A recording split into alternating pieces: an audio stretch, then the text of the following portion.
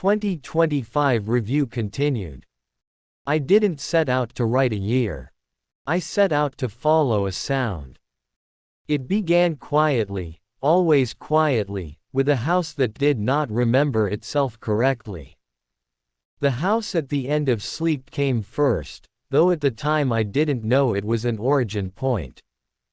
Oren Somberdeep spoke in fragments, in pauses heavy with rotten memory. The walls listened. The floorboards kept their own calendar. What I thought was a chapter became a threshold. I learned then that I wasn't building stories, I was uncovering them, brushing dust from sentences that had already been waiting. From there, the writing drifted. Not away, but deeper. Short works followed, standalone pieces that behaved like dreams you swear you've had before. Stories that ended cleanly on the surface but left fingerprints behind the eyes. I discovered I preferred them that way, complete, yet hungry. Every ending a door that could be reopened if one listened closely enough.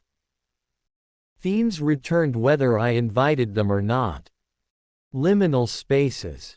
Rituals performed incorrectly, or too late. Memories that rewrote themselves while insisting they were always true. Time stopped behaving like time. Houses appeared where maps refused to acknowledge them.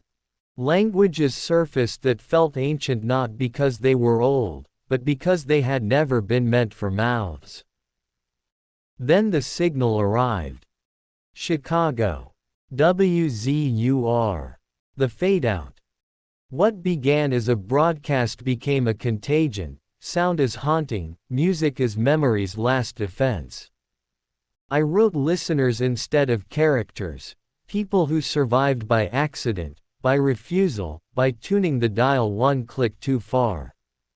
The world began to forget music, and somehow that felt inevitable, as if silence had been patient all along. By the end, it wasn't just Vernon speaking from the dark. It was a chorus. Buried voices. Lost tracks. The horrifying realization that when everything else forgets, the signal remembers. Looking back, I see the pattern now. I wasn't writing horror for shock.